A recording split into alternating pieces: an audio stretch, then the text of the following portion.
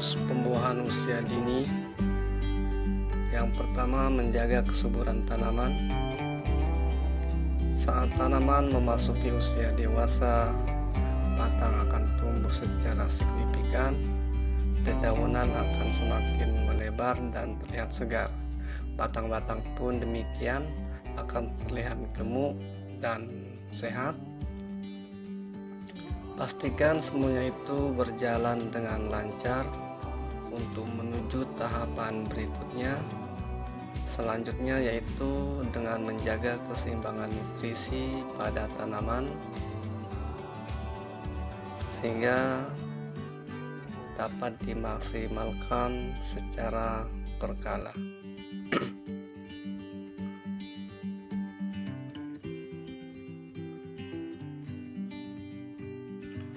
Langkah berikutnya yaitu cabang pembuahan.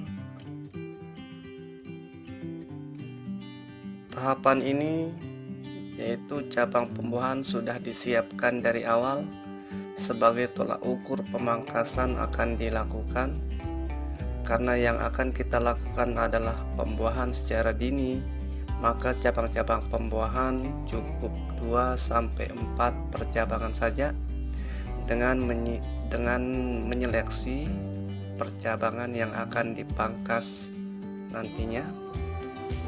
Cabang-cabang ini harus dibatasi pertumbuhannya dengan cara potes pucuk dari bud 15 sampai 21 daun dari pangkal percabangan.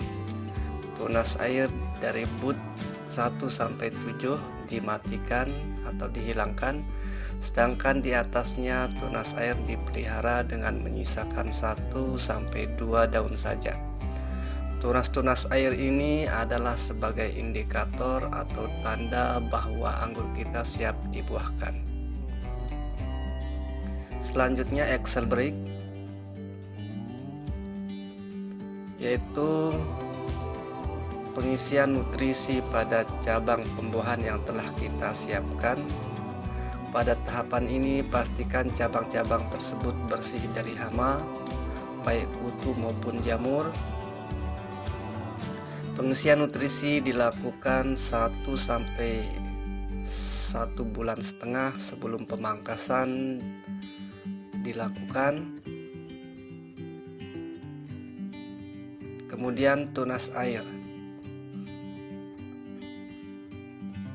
Tunas air tetap dikontrol, dijaga jangan sampai dibiarkan aktif, cuma disisakan 1 atau 2 tunas air saja di bagian ujung. Bila tunas air tumbuh lagi setelah dipotes, maka dilakukan pemotesan lagi dengan menyisakan 1 atau 2 daun saja. Hal ini dilakukan agar nutrisi terfokus pada daun dan cabang pembuahan. Bud-bud yang berpotensi membawa bunga ditandai dari awal, yang nantinya itu dijadikan sebagai batas untuk pemangkasan dilakukan. Selanjutnya, pemberian nutrisi dilakukan setiap minggu. Pemberian POC bisa bervariasi bergantung bahan yang mudah didapatkan. Semisalnya POC kotoran sapi murni yang diambil langsung dari kandangnya bersamaan dengan urinnya akan sangat bagus bagi tanaman. POC kotoran sapi ini terlebih dahulu difermentasi selama 10 hari sebelum diaplikasikan. Campurkan dengan rumputan yang segar untuk melengkapi unsur nitrogennya. Kemudian sisa-sisa pemangkasan daun anggur pun dapat dicampurkan. Campuran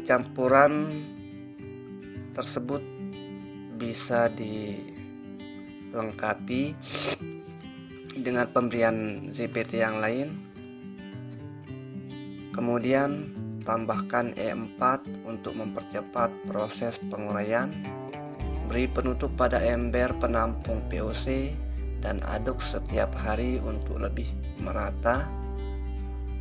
sehingga 10 hari kemudian POC langsung dapat diberikan dengan dosis 1-2 gelas setiap liternya. Pemberian POC ini sangat mempengaruhi pertumbuhan tanaman agar tetap lebih segar dan lebih sehat. Pembentukan batang dan daun, timbangan nutrisi yang lebih efektif dan bagus. POC ini akan terasa hangat ketika dicelupkan, dan nanti akan terasa dingin setelah 10 hari proses fermentasi dilakukan.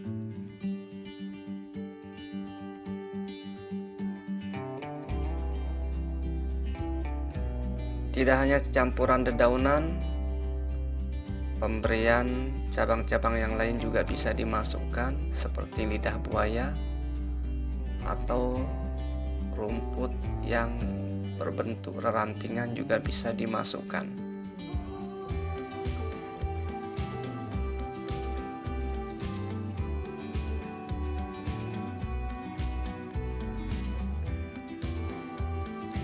ZBT daun dan batang.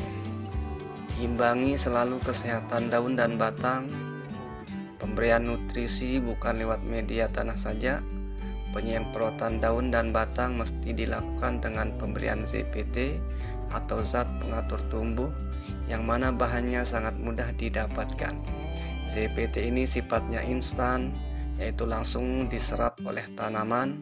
Beda halnya dengan pemberian POC, sifatnya berkesinambungan, dalam arti penyerapannya tidak secara langsung. ZBT diberikan lebih rutin daripada POC, bisa diberikan seminggu 2 kali. Kemudian bahan-bahan ini berupa ekstrak lidah buaya dengan campuran air kelapa muda, atau ekstrak daun kelor, kecambah, dan yang lain. Bisa juga ditambahkan madu secukupnya pada bahan-bahan yang telah disebutkan tadi. Kemudian dapat juga ekstrak daun pepaya, daun sirsak, serta daun jeruk. Dapat dijadikan untuk pencegahan hama dan jamur yang dicampur dengan sedikit minyak telon serta sunlight sebagai bahan pelekat untuk pengusiran serangga. Setelah pemberiannya, daun-daun akan terlihat hijau dan pekat, menandakan nutrisi sudah berjalan dengan lancar, dan batang-batang berwarna kuning kecoklatan yang sehat.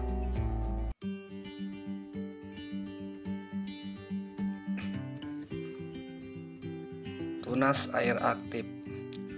Pada pertengahan proses pengisian nutrisi, tunas air akan semakin aktif jika dibiarkan.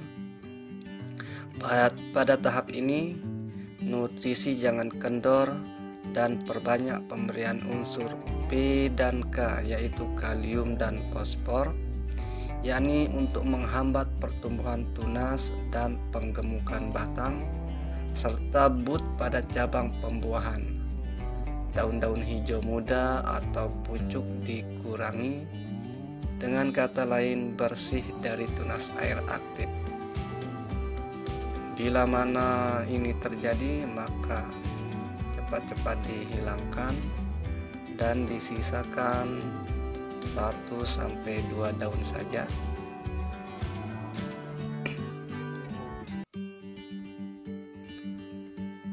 Asam aminosan. Selain POC dari kotoran hewan diberikan, pemberian asam aminosan diberikan 4 kali sebelum pemangkasan dilakukan, atau sebelum pemangkasan, tepatnya saat axil break dilakukan.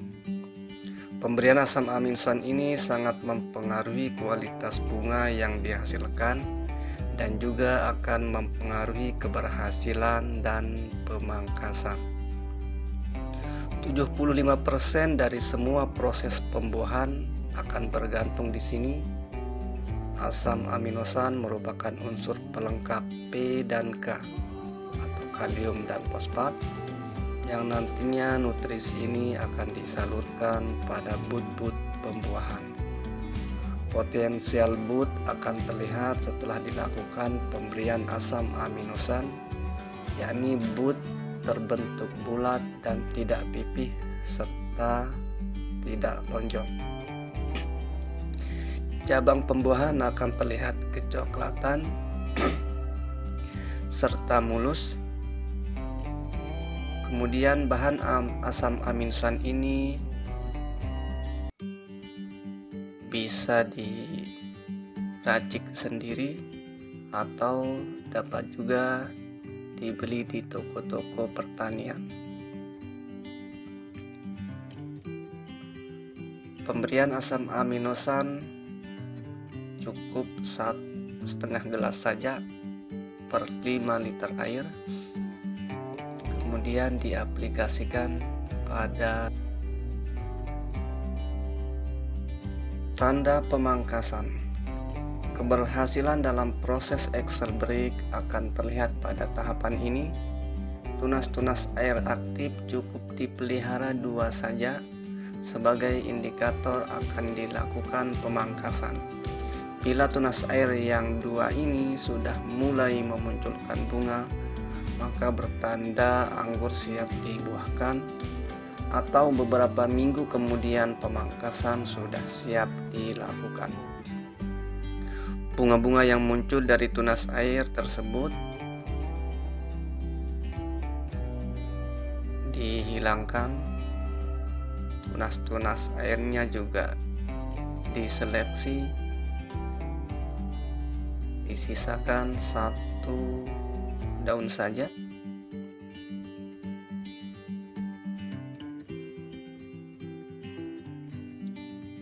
Hal ini dilakukan supaya tidak mempengaruhi hasil pemangkasan.